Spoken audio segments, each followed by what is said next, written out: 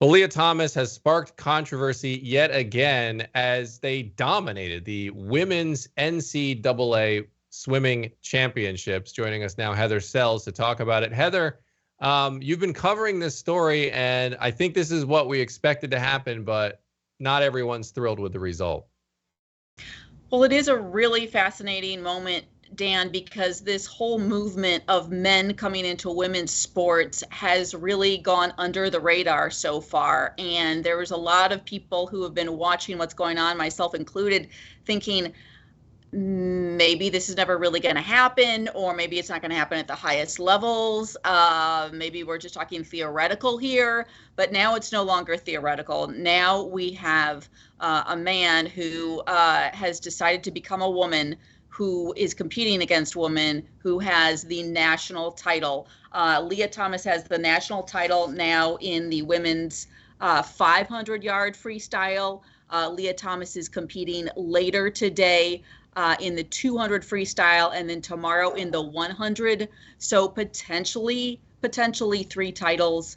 And this is really, this is raising the radar on the issue. This is raising national awareness. It's being covered, of course, by ESPN. You're starting to see a lot more attention. And so I think it's going to spark a national conversation that we haven't seen so far.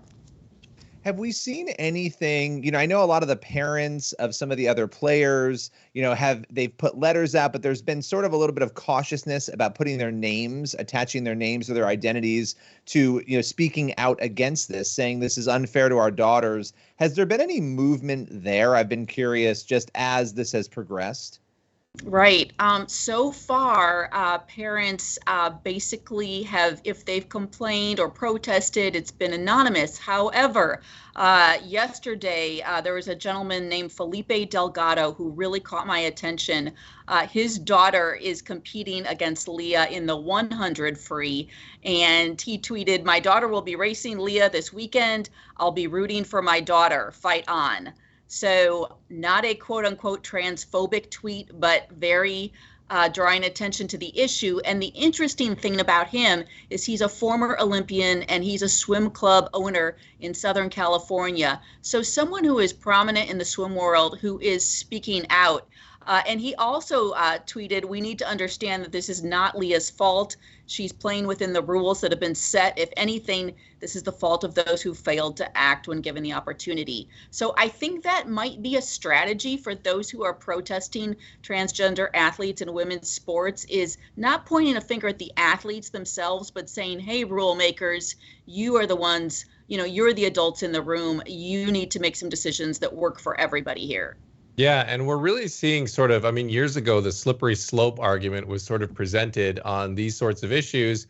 Oh, well, hey, if we go down this road, at some point you're going to see biological males dominating women's sports. Oh, you're just being a fear monger. Oh, you're being a hater, transphobic, et cetera. And now we're actually seeing that play out. And as you see the results come in, the top 16 in one of the categories, I forget which one, got to go in the heats, got to go on to compete in the finals. And the girl who came in 17th was in tears. And that scene played out because she would have made it into the finals if it weren't for Lia Thomas being there, as a male competing against the females. And so you're seeing these real world examples of these women really getting harmed by this. They're missing out on opportunities that they otherwise would have gotten. Right, and it's really no joke, and I think it's going to cause a lot of families in the swim community and other sports to say, hold up, and eventually I think it's going to cause a lot of dads to say, hold up here. But I will say, too, that we're starting to get more comments from the political world. We've got Senator Tuberville from Alabama saying Thomas being allowed to swim erodes Title IX protections. We've got Representative Mary Miller saying our girls deserve better. And now we've also got Concerned Women for America. They are filing a formal Title IX complaint against the University of Pennsylvania. And so that's going to be interesting to watch that play out and see, what's really going to happen in our judicial system. Title IX was created to protect women and women's sports, and it has until now. So, how is this going to play out? Yeah, and you would expect to hear a lot from feminists. And I know some have spoken out, but the idea that women have worked so hard in different categories to achieve, and you talk about swimming, I mean, that's what the focus is on now, but really any category. If you're going to do a list of the top women of the year, right? And suddenly you've put somebody in that list who's a biological male, just like that person in 17th place, somebody is getting knocked off of that list who would have been on it. Are we seeing a lot of reaction from feminists? Is it a little bit of reaction? I'm curious on that front. I would characterize the feminist world as being really divided right now. And there are some really hardcore feminists, and they're the ones who are saying Lia Thomas is destroying women's sports. And they want nothing to do with men who identify as women competing against women in women's sports. So they are speaking out. I'm not hearing, and maybe I'm missing something, but from mainstream feminists, though, the Democratic Party overall, its support for transgender athletes all the way. Oh, I also wanted to note too that part of the Title IX complaint is complaining. Sorry, here I go. It also cites reports by Thomas's own teammates that have complained about UPenn allowing a hostile environment in the locker room. And so that's another part of this, is that women are really uncomfortable in spaces that should be private. So, yeah, I don't know. I can't predict what's going to happen with the feminist community going forward, but there's definitely part of it, at least, that is really outraged by what is happening.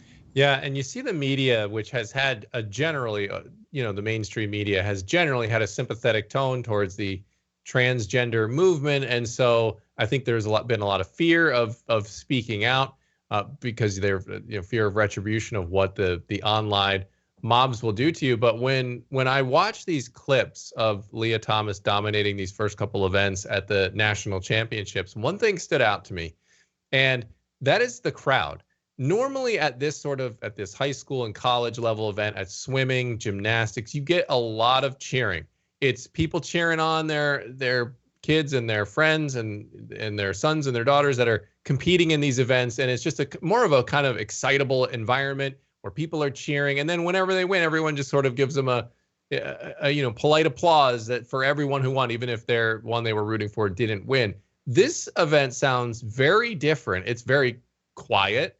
You hear smatterings of boos, you hear a couple of claps, but it's very different than what those atmospheres are usually like. And there's even one video going viral where there's a woman in the crowd and she's having a debate essentially with a gentleman in the crowd, and the man is trying to explain that Lia Thompson really is a woman, or Thomas is really a woman. And this woman is saying, arguing back, the counterpoints and saying, well, what do their body parts say? And it goes back and forth, and that exchange went viral. So the crowd was very interesting to me. I felt it was telling.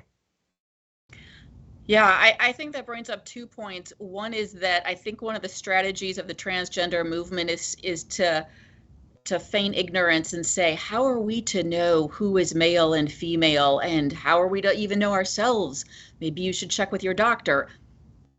I don't mean to be sarcastic there, but it's almost as if it's intended to make people unsure of some of the most basic realities of our world, right? So there's that strategy that I'm seeing playing out. Also, the word that just comes to mind with respect to the championships is awkward.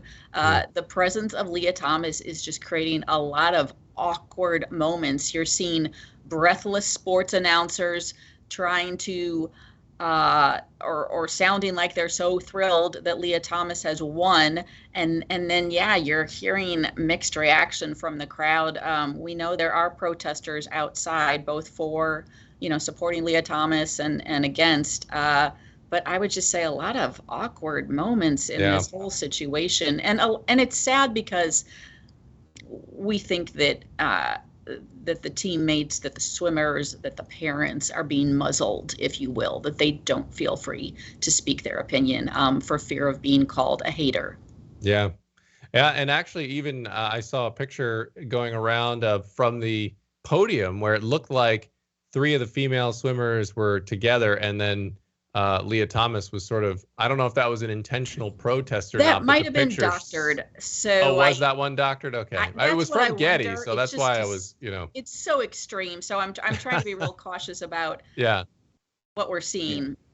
You brought up a really important issue. We're talking about the impact on sports, and that's huge. This could have massive, massive impact, not just on swimming, but other sports, and it probably already is having an impact. But on free speech and the ability in a country that is built on a First Amendment to have people who feel free to speak their mind in a kind and a compassionate way, but with conviction. A lot of people who have conviction are very afraid to do that. You mentioned the parents.